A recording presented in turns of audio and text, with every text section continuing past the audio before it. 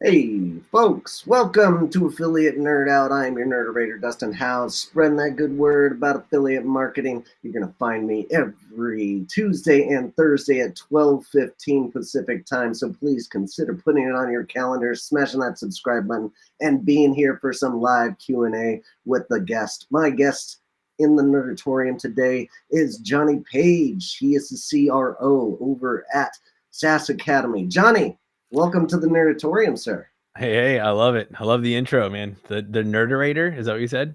Yes, I am a nerderator. I Yes, I love it. That's made up awesome. my own word. That's Yes. perfect. It's good to be here, man. Appreciate you having me on. Awesome. Johnny, I've been such a big fan of what you guys are doing as a product and helping other companies out, and the content you guys produce and put on YouTube and on the internet. It's just fabulous. I'm so excited to have you here today. Cool, man. I appreciate it. We say all the time, our marketing will serve way more people than our product ever will. So good to hear that you're finding it useful. And yeah, appreciate that. Yeah, beautiful. All right, we're gonna have some live Q&A going on, so drop any questions you have for me or Johnny in the chat, and we will get to that. Big question of the day for those that are watching: what are you doing to upskill? What kind of training are you doing right now to upskill? Tell us about it in the chat, and I want to hear about it. But without further ado, here, Johnny, who are you? I am the chief revenue officer over at SaaS Academy. I'm also a data three. It's a big part of my job description as well. But yeah, I run our revenue team and I'm the executive sponsor for our core program. So SaaS Academy, the company has got 3 programs that all serve B2B SaaS founders. Our core program is called SaaS Academy, and I'm the executive sponsor of that program. So run our full team and make sure that not only do we have lots of B2B SaaS founders in our pipeline and working with our sales and our marketing team, but that they come over and have a great experience once they join SaaS Academy. Beautiful. All right. If you would like to be in Johnny's seat, come be my guest. Fill out the application at dustinhouse.com/nerd and get in the hot seat. Talk about affiliate stuff. So SaaS Academy, let's get into it. What do you guys do and who are you servicing? Yeah, we're a group coaching program for B2B SaaS founders. So we help SaaS founders find their perfect exits, typically working with companies that are as early as pre-revenue. So they got a product and they don't know how to go to market. Our Growth Accelerator program services those clients all the way till they get to about 10K in monthly recurring revenue. Our SaaS Academy program services companies from 10K to 250K in revenue. And then we've got a boardroom program, a high-end mastermind for those founders that are making that transition out of builder mode and into leader, and pushing beyond 5 million in annual recurring revenue. So we serve B2B SaaS founders in a unique model. It's quite common. Most companies or founders are used to working with one-on-one with consultants or with coaches. We take a group format to this. So not only do we have hundreds of playbooks and a curriculum that we coach against, so there's a methodology to growing SaaS companies, but we pair our clients with an executive coach to help them work through implementation, and they get access to all of our clients. So not only do you get access to a coach to help you learn about what you're doing, you've got hundreds of peers that have either gone through it or are going through it at the same time. So it really is an ecosystem. I think the easiest thing to compare it to would be the experience you get if you went to an accelerator or an incubator. But those take equity or lots of funding to get into, and SaaS Academy is designed for the bootstrapped founder. So hope that helps. Beautiful, beautifully said. I love that. And is there a delineation between, like, there's some SaaS products that cost $20, and then there's Mhm. some SaaS products that cost thousands of dollars. Do you service all of these kinds of companies? All B2B SaaS. Like if Okay, you're charging $20, it's probably not the only product in your it's probably not the only for price sure. point in your offering. Yeah. But yeah, we've got company is B2B SaaS. And we're focusing on all those. So that does exclude like marketplaces, two-sided marketplace. We're not a great fit for those. Anyone B2C, we're not a great fit. But whether you're product-led growth or you're doing demos or your enterprise sales motion, we service all of them. Excellent. All right. And tell us about like some of those major benefits. You kind of went over them, like the one-on-one coaching, like having an assigned coach seems like a really good idea. But what are some of those other major benefits that you guys have for your clients? Yeah, cool thing is I have a cheat code here because I used to be a client of SaaS Academy. So I All ran a right. SaaS company for about 7 years. I joined SaaS Academy as a client in 2017, and I exited my company in 2019. So the benefits are, and I'd worked with many different, coaches in a one-on-one setting. The unique dynamic of this is not only are there playbooks. Look, most of the time you go sit down with a one-on-one coach and they're going to tell you the same thing they've told hundreds of other clients before. So you spending really high value time having them explain to you how something should work. Our approach to that is we have curriculum, we have content playbooks. So for example, we've got, I've got it pulled up right here, a strategic partner playbook. So rather than one of our coaches sitting down and teaching you how your partnership program should work, we've got that in curriculum. So you're going to meet with your coach to work through the implementation of what does this mean for me? So the time spent one-on-one is high value, building context and helping you work through implementation. And then you have a whole community of companies and founders that have done this as well. So it really is the unique combination of coaching, content, and community that put a founder in a situation where it's going to be very difficult not to grow. You think you've heard quite frequently, you're the sum of the 5 people you spend the most amount of your time with. Well, if you say, hey, I want to be a successful SaaS founder, how many SaaS founders are you spending time with right now? How many successful SaaS founders are you spending time with? So this is putting people and founders into a community of not only those that are working on the same tactics, but those that are developing the mindsets and the behaviors to to reach the levels of success that those founders are aspiring to. Beautiful. And the sense of community is a big portion of this, and everybody's going through the same kind of turmoils and hurdles that others are. And having that sense of community is a big plus for those. You guys have events that you go to coordinate, and I assume you have like sessions online as well. Yeah, so you meet with your coach. I'll tell you how the interactions work. You meet with your coach about 1 to 2 times per month in a one-on-one setting, and Hmm. then there are group coaching sessions. So we've got marketing experts, sales, customer success, finance, etc., in a group setting. So these are experts in specific areas you can go. They're going to teach first, and they're going to answer your questions. There's about 10 to 12 of those every month, and then we do 3 events per year. We call them intensives. These are 2-day events. We go in person. We bring in world-class experts, but more importantly than what we teach at those events, it's the connections that are made throughout the room. We get about 250 or so founders in a room, and man, the energy. I am not exaggerating, Dustin, when I say that the trajectory of my life changed the first time I went into those events. It was the first time that I was in a room full of people who are passionate and excited about the same things that I was building. Being a founder is it can be a lonely path. And so to get into a group like SaaS Academy and get connected with some peers that were building the similar types of products in a similar space was invaluable. So yeah, it really is a full ecosystem, and a lot of it's anchored on that community component. For sure. The sense of community is extremely strong in the affiliate space. Like, I would never be at the level of passion I am for affiliate marketing if it wasn't for my mentors, like, and learning from them and coming to a place like Affiliate Summit every year is where we all group up and hang out and have that camaraderie. And that's why I made my own community of performance marketing manager where folks can come and join that community as a partner manager. So Yeah, I love it, man. So much of what we do, it's not about where we're going.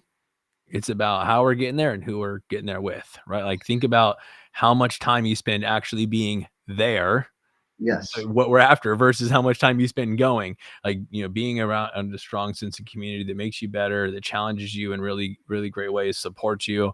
Like it's the spice of life. yes, and having that accountability to put those new theories and ideas into place is so clutch. And having that community around you that push you to that level is super important as well. Yeah, totally.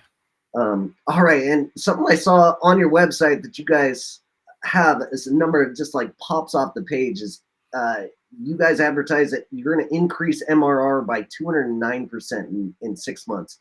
That's an incredible number. Can you tell me a little bit on like how you guys get to that level? Yeah, I mean, so most of the time there's 3 levers that we're gonna look at when a SaaS founder joins SaaS Academy. We look at there's a concept out there called the growth ceiling. And so Right? in a recurring revenue business, there are 3 levers we can pull to help you grow. The first lever is how many new clients are we bringing in? That one's kind of obvious. The second one is what is our churn rate? How many are we losing? And the third is what's our average revenue per user or per account?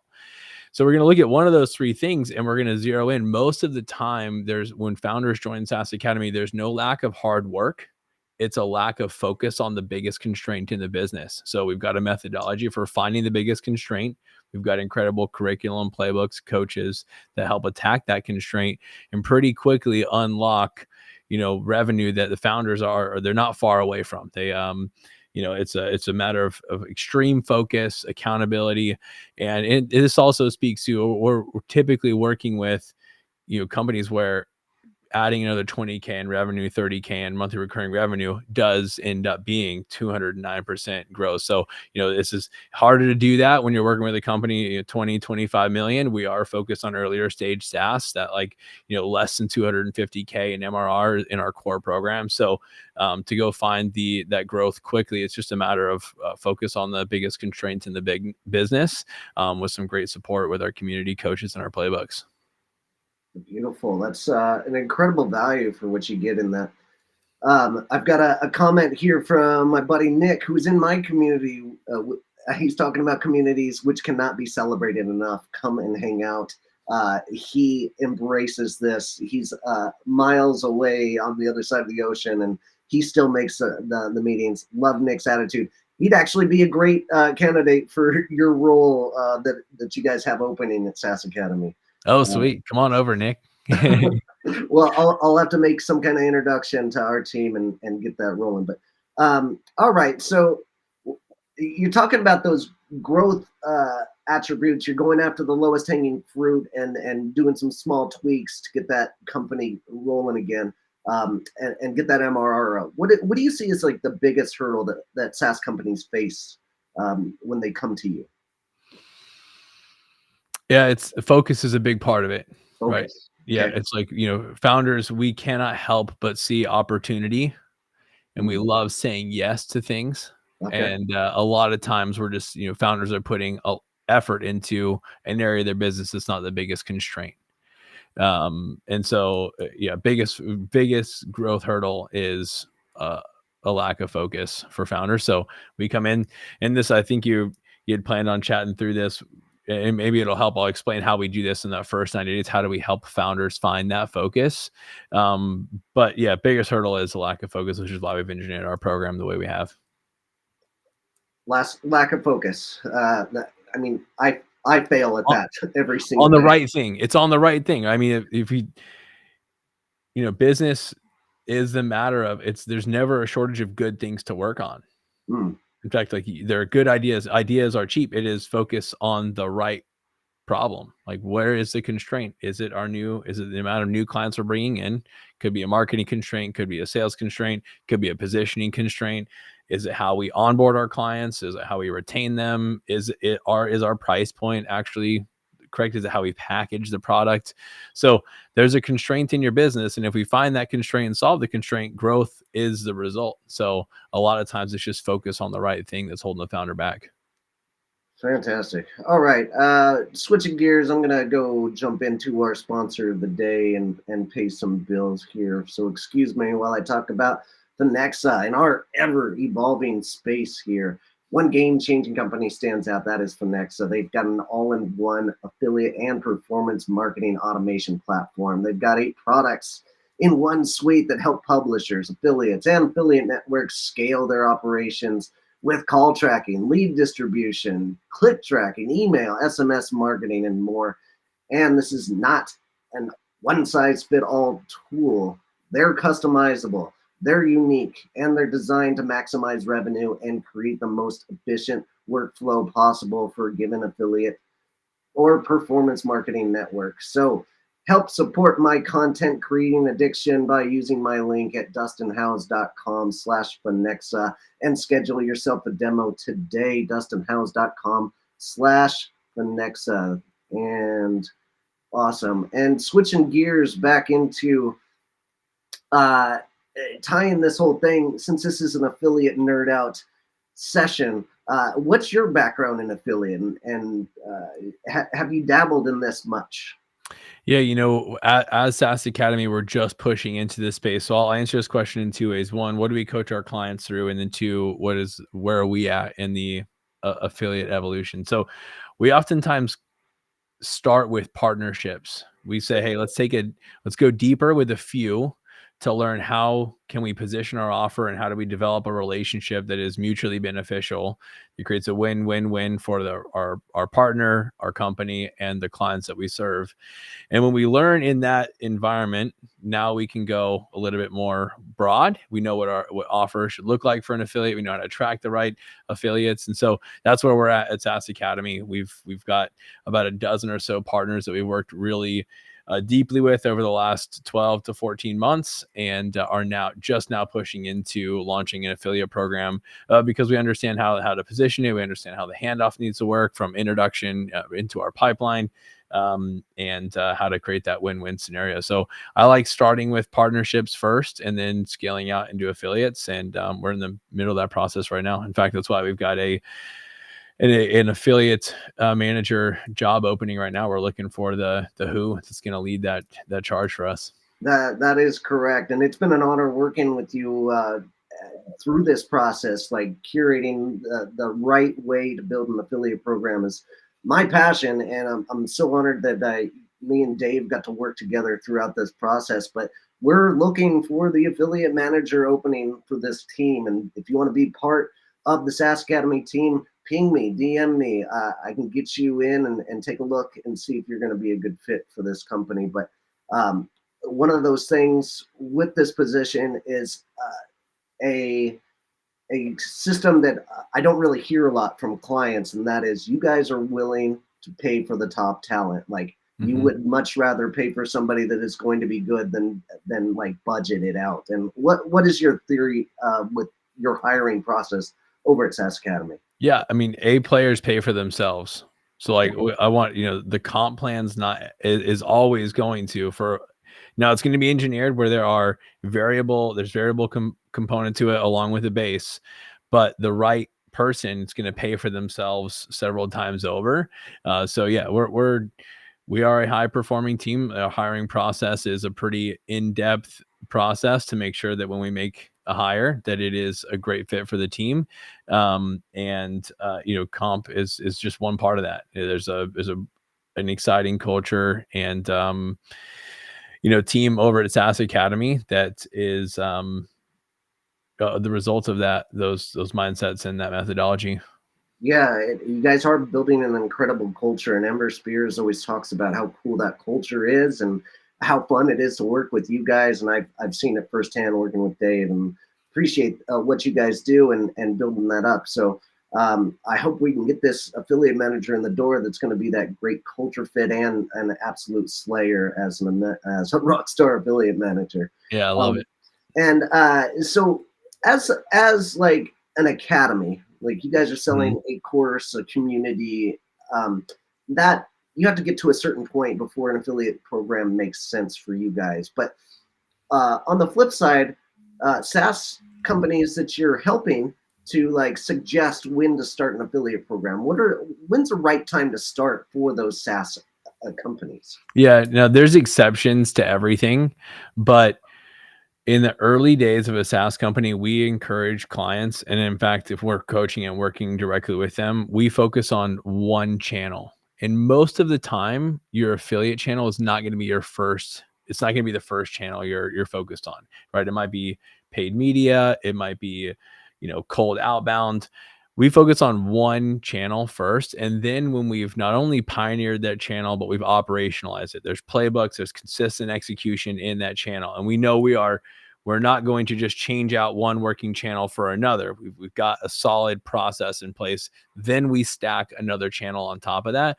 So, the when is the right time to start. It is when you've got a great operation and channel working right now and you're ready to go push into the next one. And oftentimes you got to start to answer the question of who, not how, right? If you're going to Mm, add that additional channel, there's got to be a team that's ready to support it. Dustin, I'm sure you've seen, half-baked attempts at affiliate, and then you mm, get reports back from those that have tried to say, oh, it didn't work for me. It's like, well, there are very few layups out there. There's no for free sure. lunch, right? Like, sometimes you can, go pop $10,000 into Facebook and start to get some lead flow and feel like you've cracked, paid media. But for the most part, like, to really work a channel well, it takes consistent, deliberate effort over long periods of time. And so, affiliates that same way. We'd say, hey, it's most likely not your first channel. There are some exceptions to that, but it's normally that second or third channel that you push into. And we like, testing that in the partnership phase. How can you go find 5, 6 companies that you work really well with, create a mutual partnership, and then when Mm. you've got the some early findings and some learnings from that partnership strategy, now we know we've calibrated our approach and go a little bit wider with an affiliate model. Absolutely. Love that strategy. And second or third channel, that would be on the generous side. I feel like if you're not A B testing your for conversion rate optimization, like you are not ready for an affiliate channel yet, because you have to be in that point of like good affiliates are going to sniff out a good website that converts, whether so you have to have your stuff together before you start inviting random people to come promote for you. And I love Yeah. that strategy of um, finding your top 5 partners, like your ideal client, or not necessarily clients, but ideal partners that are going to be a fit immediately and Yeah. be able to do some work for you. And also just love the mindset that you have. I don't get that with every client. Everybody thinks affiliate's going to turn on like this, but it's a long game. Yeah, 100%. And look, I'll give a tactical approach that we work with our clients when you're trying to find those first 5. Hmm. We say let's think about your ideal customer profile and then ask, who else do they fund? Where else are they spending money? Yeah. Who else do they follow? And then where else do they spend time? Where do they frequent? So we call it fund, follow, frequent. And you make a list. And there's somewhere in there are your first 5 partners. Who else are they spending money on? Who else are they following? Where else do they spend time?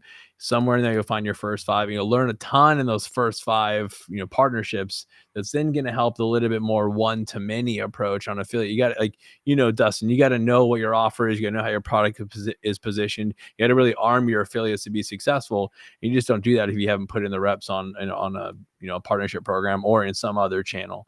But I like partnerships as like a baby step into affiliates. Okay, excellent, and well said. And there's a way to do both. You can have your partnerships early on and start to curate those relationships, and then open up your affiliate program a little later on to the Yep. masses.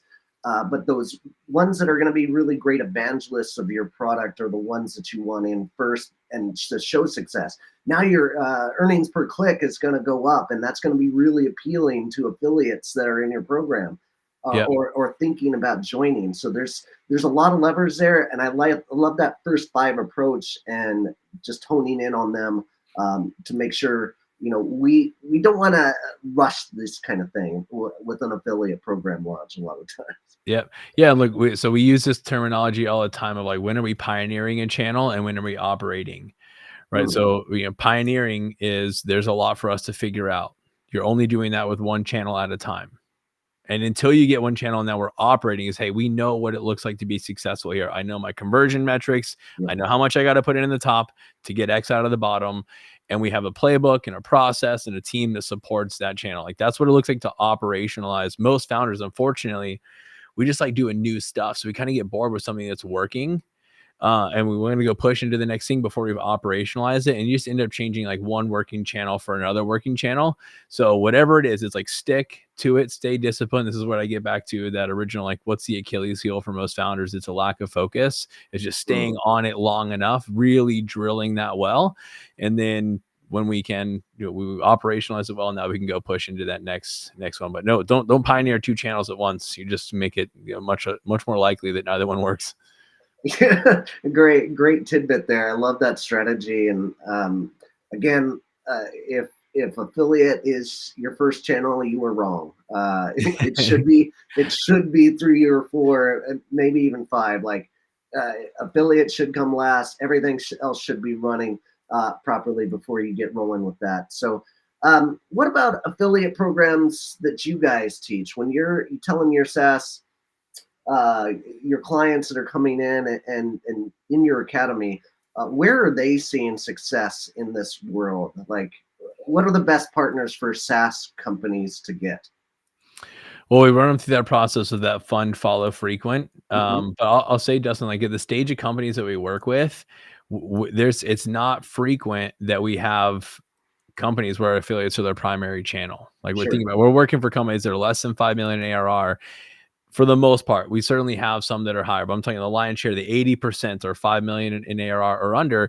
And that is, we're still like going hard in the paint on those first channels, right? There's still probably, most of them are still working that first or second channel, and Hmm. they're just, getting into affiliates. There are exceptions. There's certainly some B2B SaaS examples. I think, ClickFunnels is probably the most, well-known B2B SaaS product that has done really well with affiliates, but it's not the, it is certainly later stage, a more mature company that pushes into that. And so just due to the stage of companies that we're working in, like we're not playing in this space as frequently as you might imagine. Okay, gotcha. That makes sense. Now, what about affiliate? Like, who should the affiliate manager fall under? Like, what team? Is it marketing? Is it sales? What's your opinion here? Yeah, the lens I look through is sales does one-to-one, marketing does one-to-many. Okay. So affiliates to me fall under marketing. Okay. But the reality is we're hiring an affiliate marketing manager, so they'll report into our director of marketing, Yeah. but it's a cross-functional role. Like they're going to need the support of sales. You're going to have to, work quite frequently with our director of sales to make sure that when we're bringing prospects in from our affiliate channel, that they're met with a sales process that makes sense for where they're at in the buying process. So I would say, we're still we think of ourselves as a small, nimble company, and that aims to communicate well cross functionally. So they're going to report into marketing. I think it makes sense to report into marketing. It's a one to many Mhm. function there, and yeah, we'll collaborate quite frequently with sales.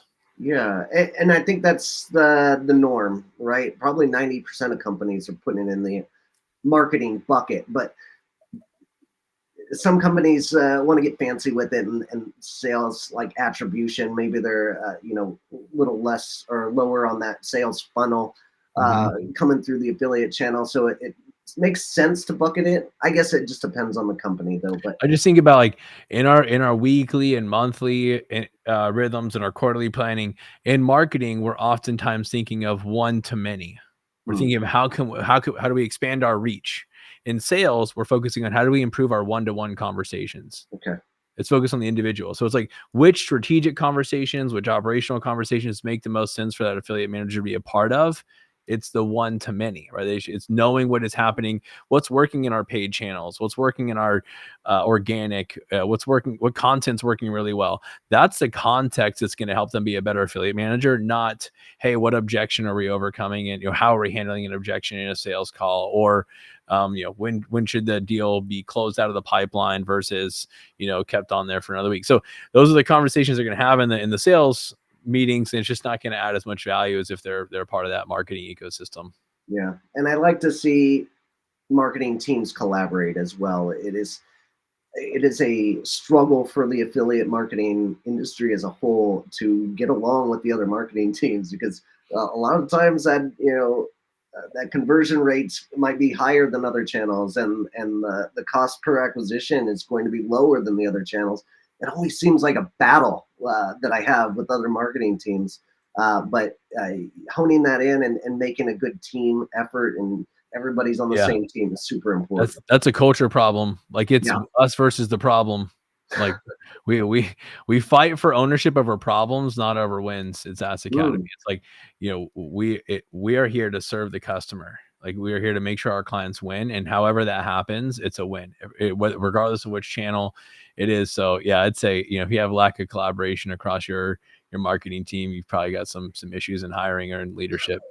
Yeah, and it shows, like me working with Dave this whole time, with you guys as a company. You guys are always on top of it. When you get assignments, you get them done, and I really appreciate that as you being, willing to do the work and get the things done that you need. Yeah, Dustin, the mindset that drives that, we cannot expect our clients to show up and be great clients if we are not great clients of the people who we work with. So, Wow, like, we give feedback, we follow through on what we ask them to do, because it's what we want our clients to do. So it's like, it's by leading by example, and it's just an energy you put out into the world. Like, this is how we show up and how we want our clients to show up. We tend to attract people who do the same thing. beautifully said. Awesome. All right, switching gears as we wind down. Any tips out there for those young entrepreneurs that are in the SaaS realm or not? But like, what are some of those best tips that you like to give the young ones that are up and coming? Yeah, I think you got to go get into the room of people who are doing what you want to be doing. Mhm. It's easy to hide behind the keyboard, to get into our Instagram and our YouTube feeds, but you pick up so much by physically sharing a room with people who are doing what you are doing. So go, if you don't know where that room is at, you can create it. I've got so many clients that in their own towns and cities, they create, a founders hike, or they're hosting founders dinners, because they're trying to be around people who are doing the same thing they're trying to do. You can learn a ton by watching, but man, there's a lot. We say all the time, it's what's caught, not what's taught. You catch something from being in the room with other people. So either go find the room or make the room. Don't hide behind the keyboard. It's really easy to feel like we're being productive and like we're still learning and growing by consuming content. But man, going and seeing it applied out in the wild, go see it somewhere else. Go find someone who they think differently than you do. Like, it's a matter of adopting a mindset that sees problems and sees reality from a slightly different perspective.